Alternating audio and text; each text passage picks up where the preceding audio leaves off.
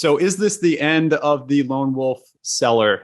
Here's our agenda that we're going to be walking through. We're going to talk about what is lone wolf selling, what is collaborative selling, what is the difference between these two things, really mindsets and philosophies. What are those pillars of collaboration that can help us be more collaborative as a revenue team? What skills are needed? How do we drive actual sales and marketing alignment? One of those things that's been talked about for decades, but very few companies have really cracked the code on. And who should be in a deal? How do we collaborate across the revenue team on a deal? What does that look like? So we're going to cover all of these things. And if there's anything else people want to cover, I encourage you to throw those things in the chat, and maybe Ray and I might have an opinion on it. But before we get started, we want to understand our audience, who we are chatting with, so we can try to tailor this discussion to you the best we can. If you can identify your job function, that would be excellent. I can see the results flowing in right now. It's like a pretty good mix, except one person in L&D. A lot of sales leaders. Yep. Fantastic audience today, Craig. I mean, I'm really thrilled both with kind of global representation. I think we have people as far away as Zambia and South America. We've got Europe, Asia. Really great participation and turnout. And just to echo, just while the poll results are coming in, but some of Alonso's comments, we love to make these as interactive as possible. So feel free to chime in the chat, light up the questions if you have them. We'll try to take them as we go along, or definitely try to save some time at the end, but want to make this as interactive as possible.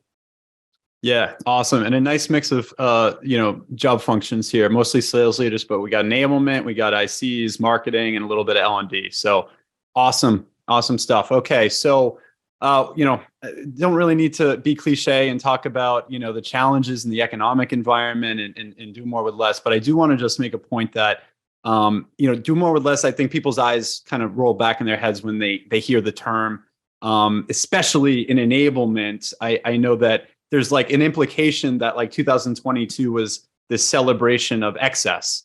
And we were just, having parties and throwing money down the toilet. And it's like, oh, let's hit the efficiency button in 2023. We'll start being efficient. So I know that's not at all the reality, right? So, but we do need to figure out ways of working smarter, of learning smarter. How can technology make us more efficient, right? There are some things that we can do. There are tools that we can leverage. There are skills that we can implement that will allow us to do more with the same amount of resources. So that's really what we're talking about, what we're going to try to focus on in this webinar. Yeah, Craig, and if I could just add to that, I think to me what really resonates is, we're maybe a mandate to do more with less. At the same time, and as we know, selling is getting more complex and the buying behavior is getting more complex. They're more informed, there are more stakeholders involved. And oftentimes I feel like we're outmanned or outgunned, right? Going into a sale where if we have a lone wolf going in there, we may have 6 or 8 on the buying committee, right? Or at least stakeholders involved in that deal. And how are we accommodating their requests? How are we understanding what they care about and meeting them? So we're going to talk about that throughout. I think it starts, collaborating together in the planning and the enablement part, thinking about collaborative training that we're going to get into a little bit, and then thinking about actually collaborative selling. And what does that look like so we even the playing field, right, with all these stakeholders we have on the selling or on the buying side? Yeah, exactly. So here's some screenshots from some popular movies and TV shows kind of depicting how the lone wolf seller has kind of been characterized in Hollywood. It's oftentimes a story about, unsurmountable challenges, and this kind of heroic lone wolf figures out a way to overcome them and save the day.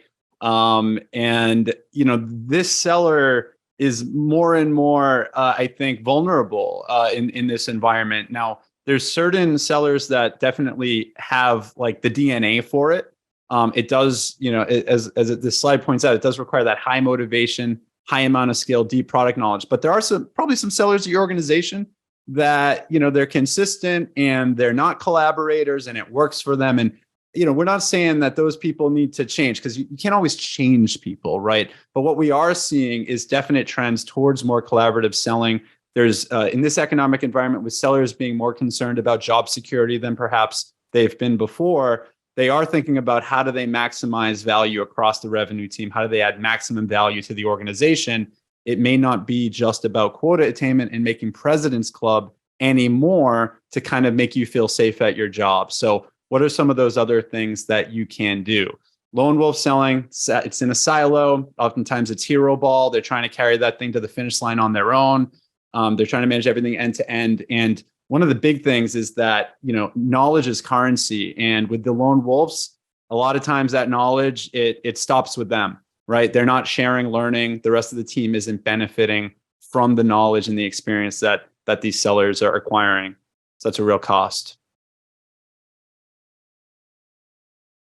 This is our CEO, Yu-Chun Lee. And he does this is about a 60-second clip. Actually, I think it's 40 seconds on what he thinks the best sellers look like in 2023. Great. If you roll forward this assumption that pack hunting and collaborative selling is really the answer in the future, you're going to have to ask yourself, who are the best sellers? What's the definition of the best sellers? In that new world, the definition of best sellers are not just those that hit their quota. That's just an entrance to the game, if you will. To win the game, to be the best seller, the apex seller, you have to be someone that can contribute, coach, and bring the entire team up. In this new world, what the definition of best seller is no longer enough to hit your quota. You got to be able to be somebody who can help and coach and mentor and bring the best ideas to the entire organization. Those will be the ones that will be successful in the future.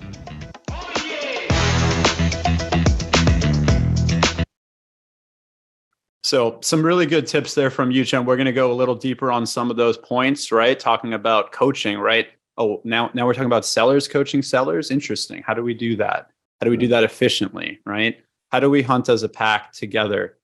And this will be the last video. This is Mark Magnaca talking about pack hunting. Most people think that the number one predator in the ocean is the great white shark. It turns out that's actually not true. The actual apex predator in the ocean is the killer whale. The thing that the orca whale can do that the great white shark doesn't do is hunt as a team. They only hunt as a team. They work as a pod, they communicate as a pod, and they are absolutely more effective than the great white shark. There are many salespeople who are like the great white shark. They're by themselves, they're swimming all the time. They're scary in terms of their ability to deliver, but when it comes to sustaining that over time, the wolf pack orca mindset of working as a team, it's not just in nature, it's true among human beings as well. There's no one of us that can maintain it day in and day out, year after year, and decade after decade. When you work as a team, you're doing the part that you're uniquely qualified to do, and you're leveraging the unique talents of the team. Awesome.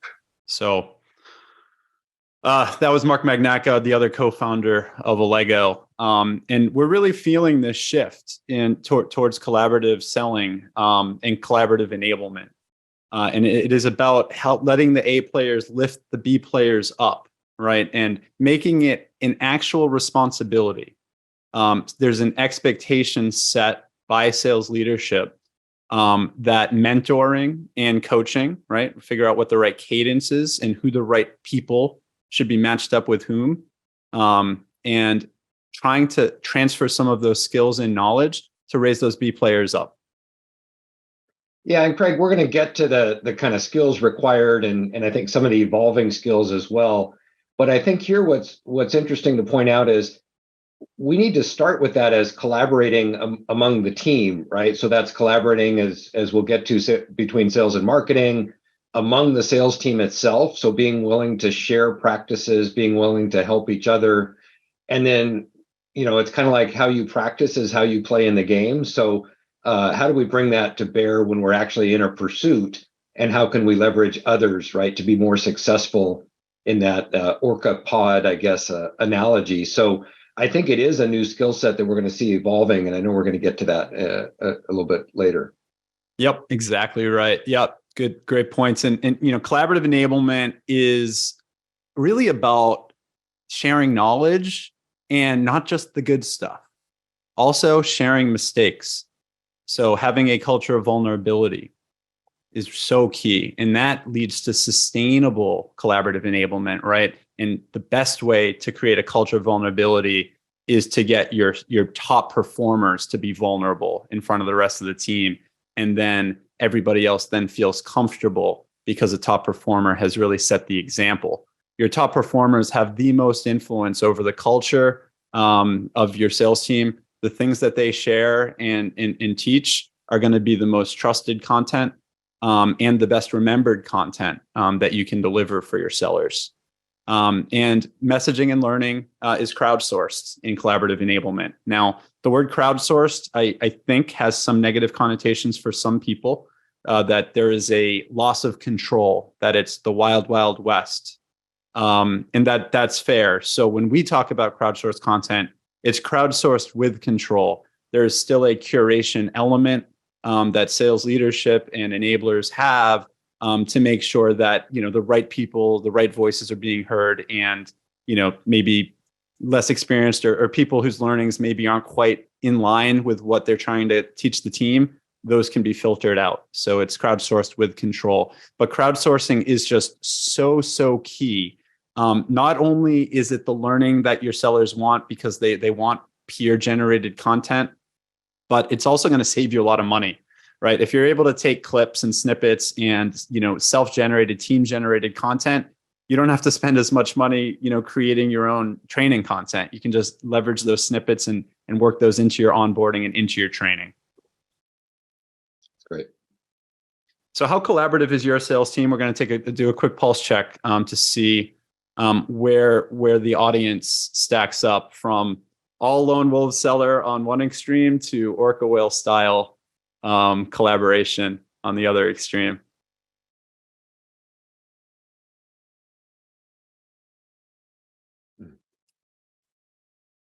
What do they call this? A normal distribution, I think.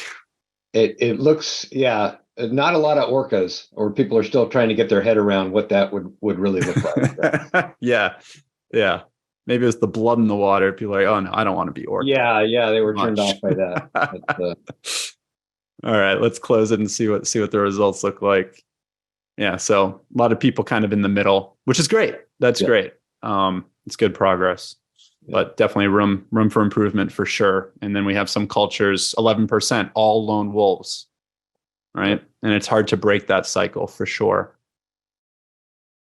All right, so let's talk a little bit more about knowledge sharing. We've already hit on a couple of these things, but that peer-to-peer seller-generated content is going to have the most credibility. It's going to be most trusted. And research studies have shown that data is retained better by sellers. It could be the same content if you have a kind of a corporate voice delivering it, or even a sales leader delivering it. It's not going to have the same credibility or be as well remembered if it's a top performer. They remember it better, and there's more credibility because they're out there grinding, they're carrying a bag, and they have the most recent experience that matches their experience. Yeah, Craig, I have a real life example of that we've used very successfully with a number of different clients and in different industries even. Is the idea of just doing short voice of the seller videos. So, we talk about voice of the customer. There's a lot, kind of built around that. But the voice of the seller is really interviewing, as you said, those top performers. If we're thinking about a specific skill set, maybe it's discovery and asking great questions, or maybe it's handling objections. But we ask them how they apply that skill, right? And what's working for them. Or one key is, how do you get access to those key executives, right? We have a program on that. Well, ask your top sellers what they do, and we can curate those. And today, I think we can do those virtually. We don't have to bring everybody into the studio. We don't have to spend tens of thousands of dollars, right? But a short interview and clip those into 3 to maybe 5 minute segments, that's going to be more valuable probably than anything a talking head is going to say, or anything an instructor. And they're going to go back and pay attention to those. And I think we can complement our kind of standard curriculum with that real life examples, those voice of the seller videos. Yeah, fantastic. And keeping an eye on chat, Michael asked the question, lone wolf here. Thank you for identifying yourself and being vulnerable.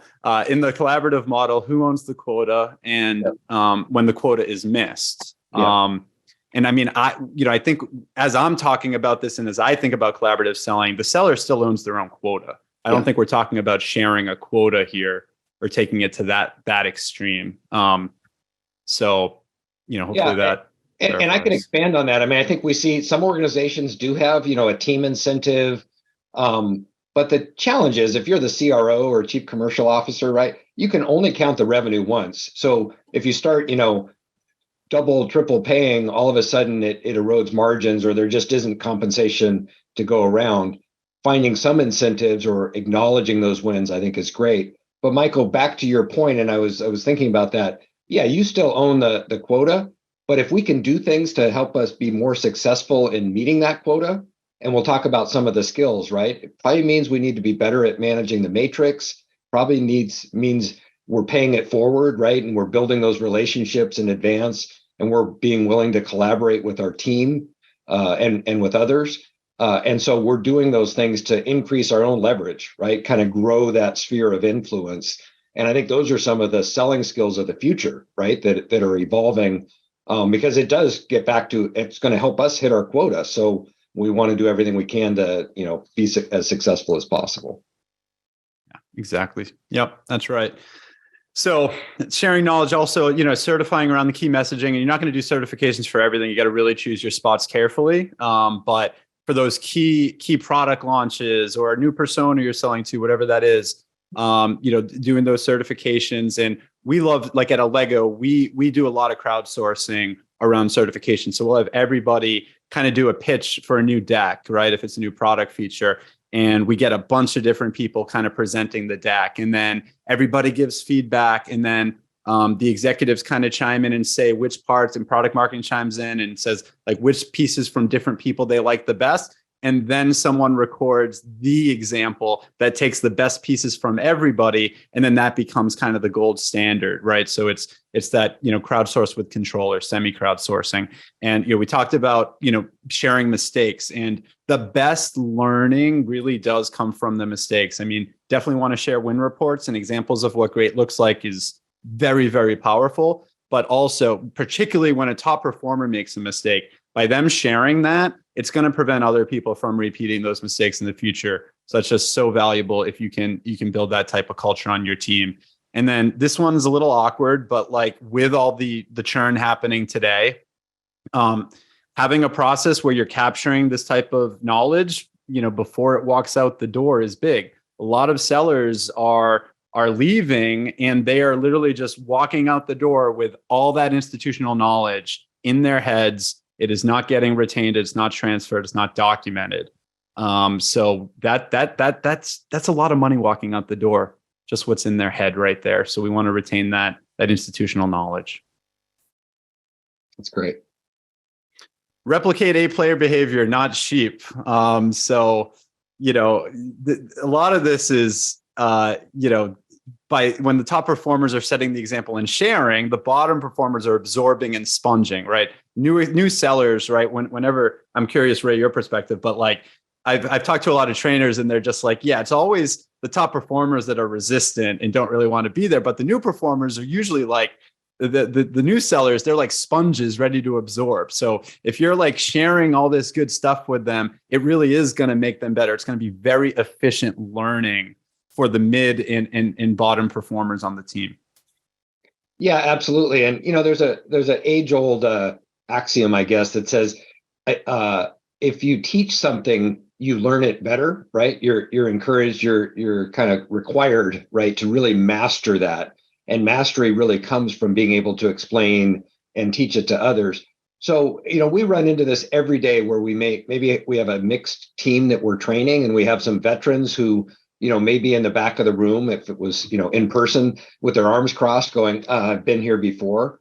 Well, if we can draw those people in and say, well, you know what, Craig, we really appreciate your perspective. Can you share the lessons of how you've applied these skills, how you've made it successful, and the lessons that you've learned, to share with others?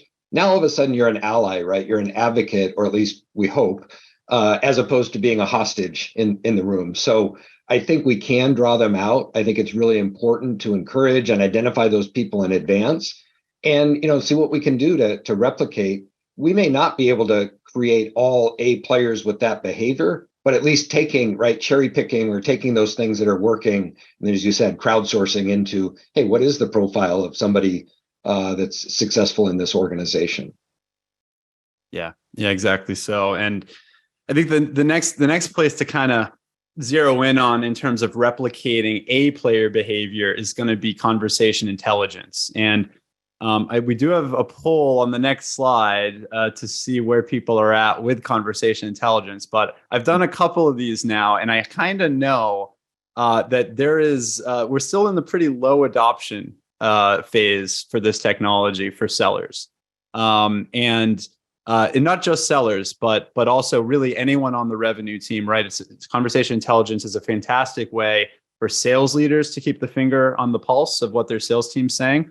But also, for coaches and enablement professionals and those frontline sales managers, it really helps scale coaching and learning. And this is also a great way where the A players can listen to some of the conversations of the B players and just add quick comments, right? It doesn't even require a lot of time. And the knock on conversation intelligence has been, I don't have time to listen to all these recordings, right? Nobody does. There's infinity hours of calls. But the front end for these conversation intelligence platforms has come a long way. In Allego, we have something called show reels, and you can just type in a topic, a competitor, a product feature, and or an objection, and you're going to get a highlight reel, 15-second snippets, 20-second snippets, seller from multiple conversations, and it's basically a Sports Center top 10 around any given theme. So it's made it very efficient for people to listen to the conversations and the parts of those conversations that are going to be good coaching opportunities and learning opportunities. So we see this as a massive opportunity towards collaboration and team learning.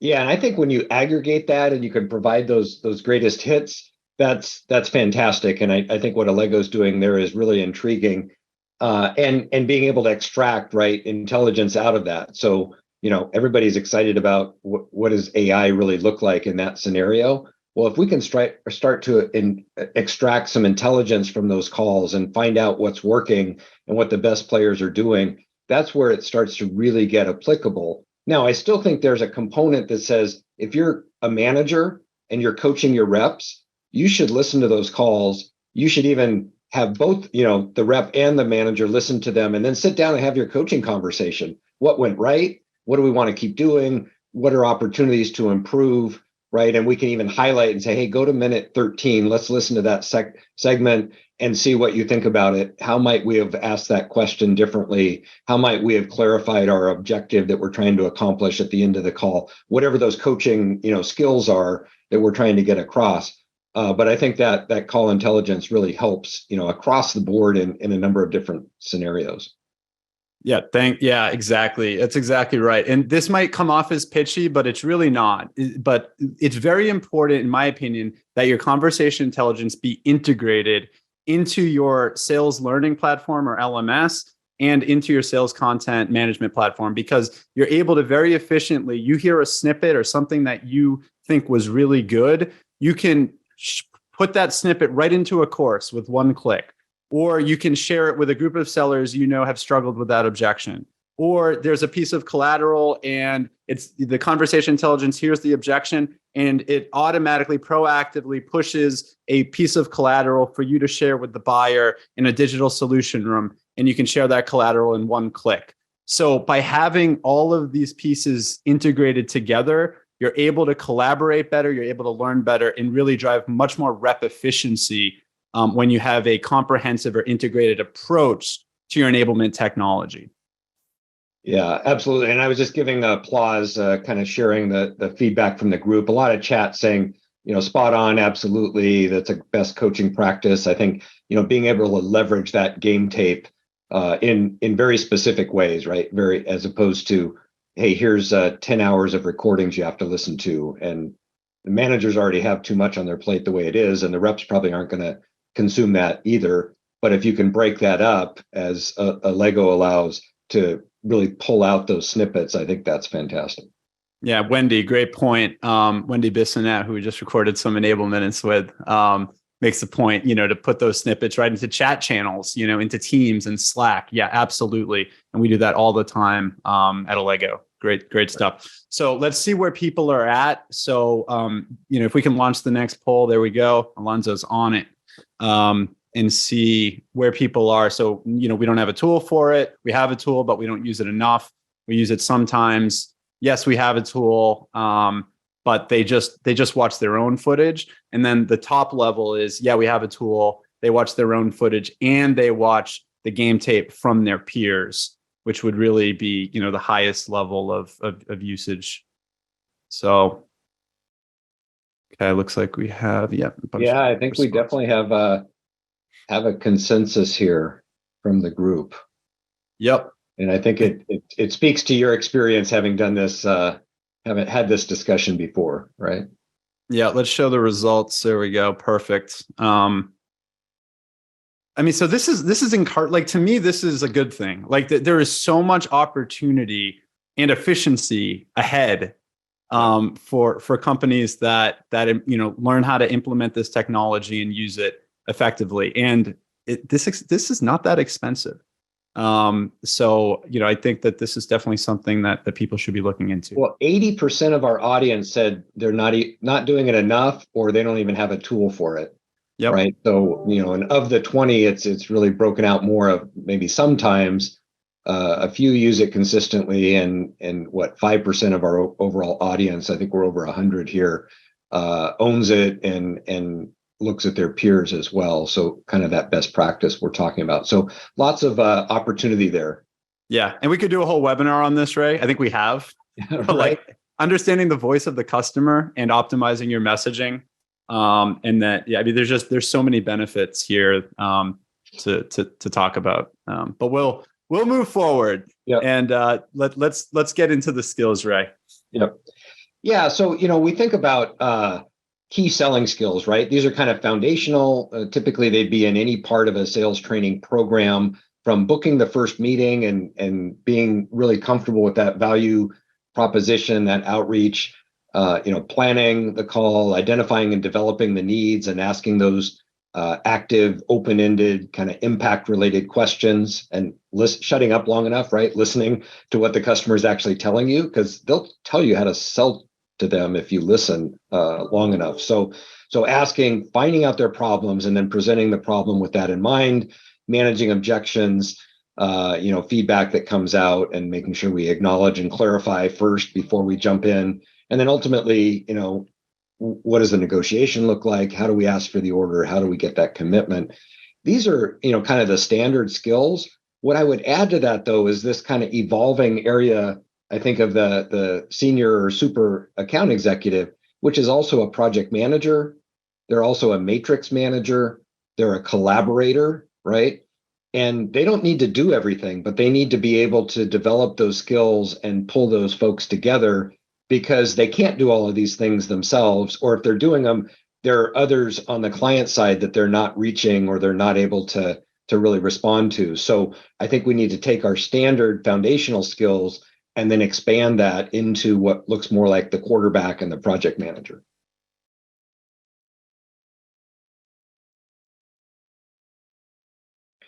So, I mentioned earlier, it's kind of like how we practice is how we end up playing the game typically. And so this is just a quick breakdown. And, we think about different ways of delivering training. So, kind of asynchronous or e-learning, they're going to consume it. They're going to watch some video. Maybe they can track their progress. But as we know, salespeople don't have a lot of appetite for watching a bunch of video on their own.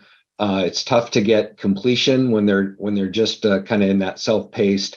And so we need more than that. And we know that, traditionally instructor-led or virtual instructor-led, right? ILT and BILT is kind of the gold standard. Getting a live facilitator, getting the group together. You can do exercises. You can have discussions in the room.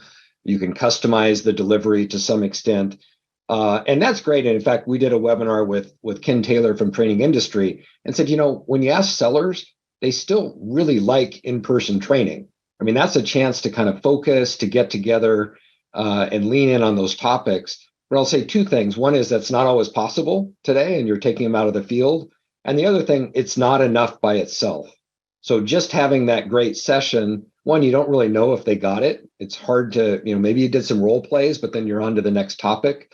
And so we believe that a blended collaborative solution is really going to produce the best outcomes. And it's what our experience has been in seeing this evolve, which is we're going to flip the classroom to some extent. They're going to consume the content through micro-learning, videos and their own skill application. And then we're going to get them together and we're going to apply those skills and we're going to discuss and we're going to have that peer-to-peer, and they can see each other's work. So in the platform we use, they can actually see the assignments, the missions, the activities and discussions, and they can track their progress along the way. So we'll get to that in a little bit, but that kind of shows a little bit of a breakdown. And really collaborative is kind of a blended approach that includes each component and an element of the peer-to-peer learning. Anything you'd add to that, Craig?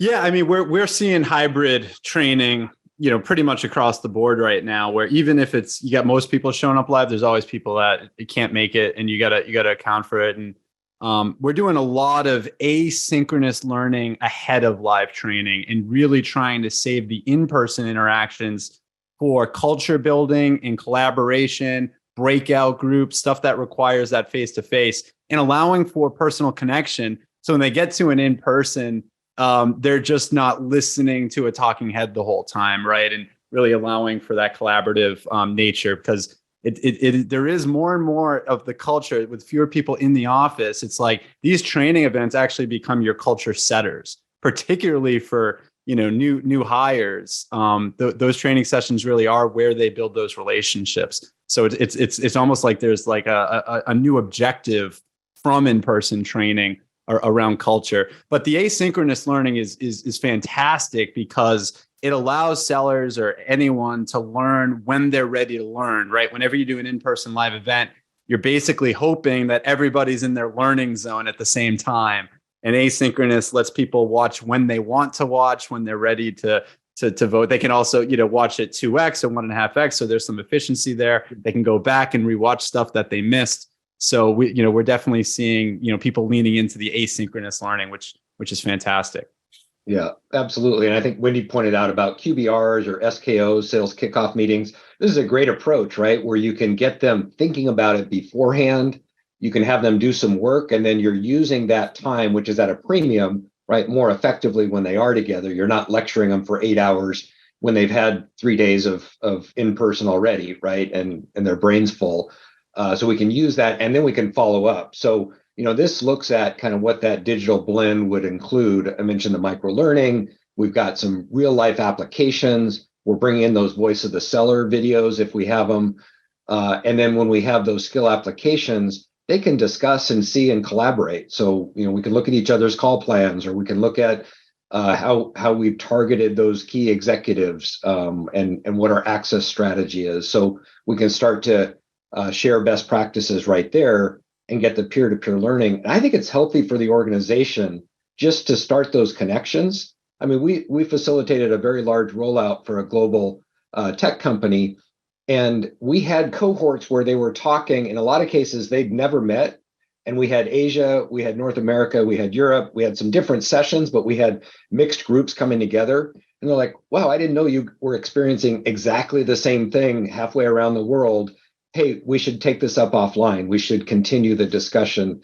I think that's just healthy for the organization. So you're kind of priming the pump. We're making the tools and the resources available. They can go back to it. As I mentioned, healthy competition among the team where you can track your progress and see how you're doing. And we recognize that. We provide a Credly badge at the end. So they get a third-party kind of digital credential. So it's a carrot, right, to help them work through. But I just wanted to share, this is how we see that collaborative learning come to life. And we branded it as CLX, right, that we're delivering our platforms. Excellent. So we're about to kind of get into the sales and marketing alignment section, and we're going to look at some data, some research that we conducted with B2B Decision Labs. But first, just want to make a point. It's almost cliche, right, that buyers are more informed than ever. It's harder and harder to reach people and gain their attention. Just because it's cliche, it doesn't mean it's not true. It is harder and harder. They are more distracted. They are doing more research outside of your ecosystem. And a lot of them, even in B2B complex sales, a lot of buyers don't want to talk to a seller. And that number just seems to keep going up and up. So every touch point that we get, every opportunity just has more pressure on us to deliver, to resonate, to make sure that we are putting our best foot forward and making the most of those precious touch points. So one of the ways that you can do that is by leaning on your subject matter experts, right? If they're coming in more prepared and they've already, gone through a clickable tour of your product and know some of the details, they're in communities and they're talking to power users at other companies that are already using your tool, right? They're coming in and they might ask you some pretty intense questions, maybe some technical questions, right? So if you can ask, what they want to know about in the upcoming meetings, and then you bring in the right people at your organization that are those subject matter experts that are better handled than you as an AE that maybe hasn't been through a full implementation of the technology or isn't as experienced on some of the intricate details of the product. Bring in no sales engineers. Bring in a top performer that has done that. Right, leverage your peers and don't try to carry the ball, by yourself. Is basically the message here. Absolutely, and we'll get back to that as well, Craig. Let's look at all those roles and how we match up and kind of who's aligned with who. So we'll talk more about that as we go along. All right, so getting into sales and marketing alignment, I think this starts with, because we're going to basically crack the code on this, right? This issue that has just been plaguing our space. 70% of the content that marketers create for sales doesn't get used. So what is a sales leader's role to fix this? What is a salesperson's role to help fix this? How do we take accountability for everything happening across the revenue team and do what we can, do our part to help solve some of these problems? Because 10 years ago, the research said 70% of the content wasn't getting used that marketing creates for sales. And it's still 70%. And in some studies, because I don't know, I haven't seen the study, but Matt Hines said 90% last month. So maybe the problem's even getting worse, right? So I think it starts by understanding that content is a life cycle, right? Marketing or enablement is not a drive-through window where the content gets created, handed over, and then you never see that person again. It is a life cycle where it gets co-created, and we'll talk about that. And then it gets distributed and activated collaboratively. We're going to talk about that. And then tracking, we're going to talk about this because there's 3 different ways that you can collect input and feedback around content. And then you optimize. Right. And you just keep learning, right? Even if you get that content to be perfect, the market conditions change and you need to update it anyway. So you're always going to be updating content, even your best content. So let's try to figure out what actually gets sellers to use content.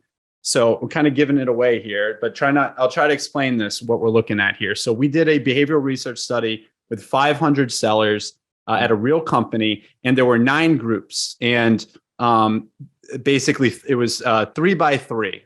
So there were 2 variables. One variable was who is delivering the content to the sales team, right? So we had a product marketer, we had a sales leader, and then we had a top performing seller deliver, roll out, introduce the content to the rest of the sales team. And then the second variable was the accompanying collateral, the context. We call it agile content at Allego that goes with the content, right? This is the contextual content that explains how they should use it, okay? So one group it was just a basic description of the content and what it's for. The second one was a case study. So it was the basic description plus an example of how a customer would use this content. And then the third was a demonstration of someone delivering the content to a prospect. So it was an actual demo. In some cases, it was role play. In other cases, it was recorded with a real conversation with a real prospect. So that creates those 9 groups. And what I want to highlight here is let's just assume that we are going to do, if you're a product marketer and you're just handing over the basic details, they scored about a little, 2.75 or so. And we asked the sellers to basically say on a scale of 0 to 7, how likely are you to use this content, right? So when a product marketer delivered it and it just came with the basic details, it's like 2.7, right? Pretty poor. And then when a top performer delivered it and they included a demo of them actually presenting that content to a prospect, they scored over 6. It was a 111% increase. That's more than a double. So this is huge, right? And this isn't even that. I mean, it's not easy, but like these are things you can do, right? You can. So at Allego, we created it's just a fancy name. We call it. It's good to have a name for these things because it makes it official. We have a sales advisory board. And they meet with marketing, I think, every month. And basically, they do co-creation together. So the marketer needs to understand the intent of the content up front, right? So they're more likely to get it right. And it just makes everything much more efficient, less back and forth, less revisions. And then the sales advisory council helps talk about how they're going to activate it, right? Getting these examples, these role plays, or maybe even you trial this content with some real customers and you use those recordings. And then you deliver the content to the rest of the sales team with those demos. And it is a game changer. It's an absolute game changer. We see this every week at Allego. And the data is also pointing to this. So I think that's some real actionable stuff that you can think about. If you're not doing things like this at your company, think about what this might look like if we wanted to do something at your organization. I think it really helps to close that loop, right? That always that gap between, well, marketing creates it, but sales doesn't really like it. We should be working together, right? And getting that frontline or that top seller buy-in and endorsement. And then as you pointed out, the delivery of that, which I think is a fantastic way to approach it. And then also, as we'll, not going to get into today, but thinking about how are those materials being used? What is the customer responding to?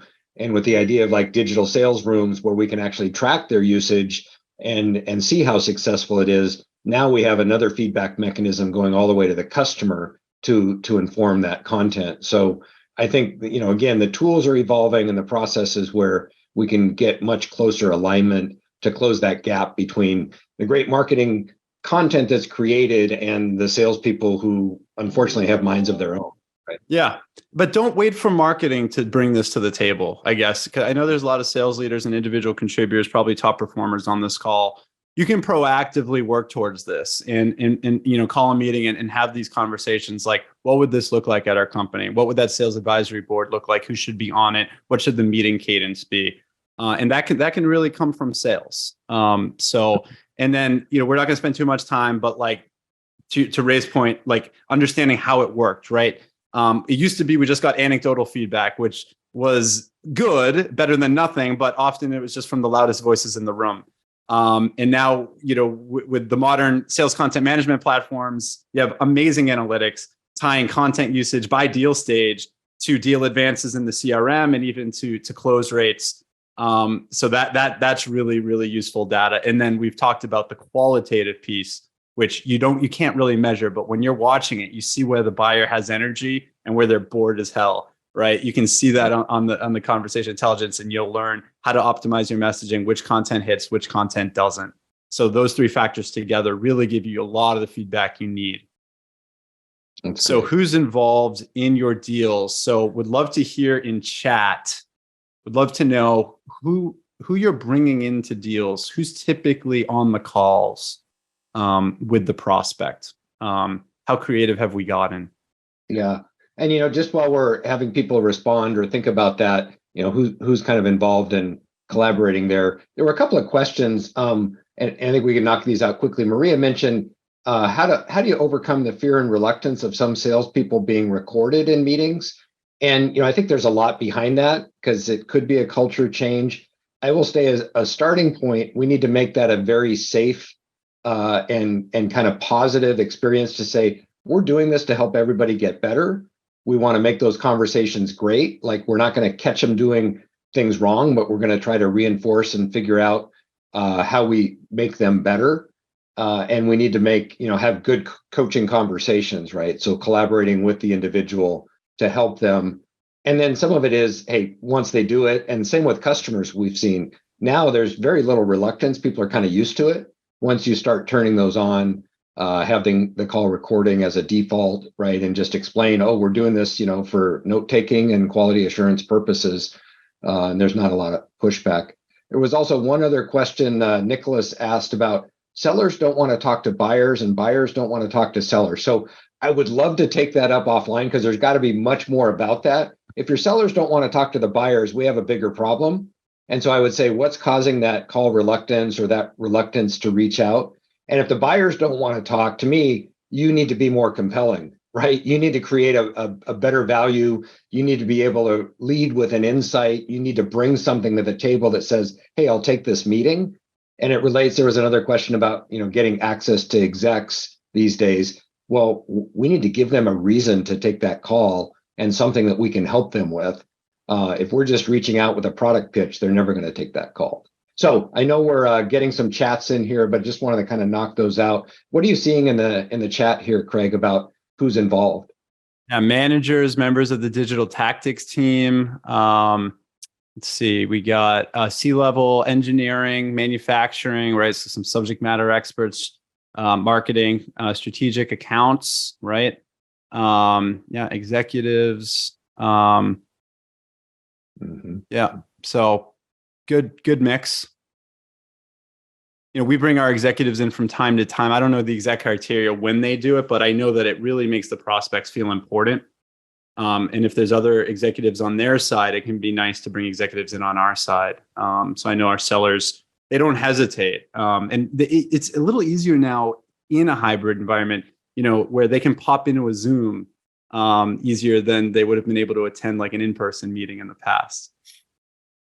Yeah, and Dane brought up a point, and I haven't looked at that particular research that they're referencing, but about a seller alone gains more credibility when they don't include too many other voices. And I guess my own opinion on that is they need to own the conversation and take responsibility for it. But leveraging other resources is just part of that collaborative sales. So you don't want to distract or worse, confuse the customer by a bunch of people reaching out. But that goes back to being the quarterback or the project manager of that pursuit. It's funny we talk about this. I wish Marcus, I don't know if we have the link to the corporate visions webinar, but that we're going to do, but they just published research about this too. Where how do you handle bringing in these subject matter experts? What do those meetings look like? And was it Dane? He's right, because you want to keep leading that call. You want to be the quarterback and you're kind of calling on them. But I think it can be detrimental if you let someone else kind of take the call over. I think that is a mistake. So it's interesting, right? So just because we're saying involve these people, that it's like, okay, well, now how do we involve them, right? What are the right ways to do that? We have to be thoughtful about that. I think that's really valuable in the way that coordination is done. So look, I know we're coming up on the top of the hour. We'll keep moving here. I just wanted to make sure we kind of cover the final topics and then get a chance for some other input. But one of the things we look at as we're looking at selling into more complex accounts, maybe we have multiple decision makers. It's a standard matrix, and people have probably used other tools, but just understanding who all we're calling on and understanding their level of commitment, right? So when we think about how much influence do they have over that deal, and are they committed or supportive of us?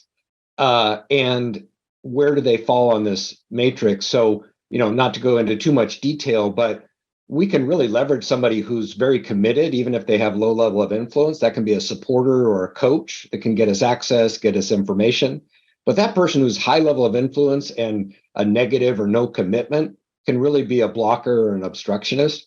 So this goes back to understanding who's selling on our side and who we're selling into, who makes up that deal. And if we're only talking to one person in the organization, we know that typically there are 6 to 8 other champions or stakeholders involved. So who are those other people that we haven't even mapped yet, or we don't even understand? So we need to start with, well, who are all those people? How do they feel about us? And how do we build those relationships? And we'll talk about, how we connect better with that group.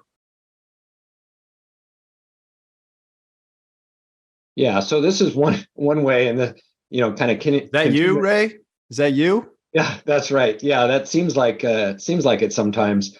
Continue our animal analogy here, but the idea of who on our side and who on the client org is going to touch that deal, and depending on I've worked on some very, very large scale RFP responses, proposals, outsourcing agreements where there are literally a dozen people involved They all want to get their hands on pricing and strategy and contracting. And then on the other side as well, when you start to get legal and contracting and procurement and their analysts, not to mention all the C-suite, the CFO these days, leaning in on that.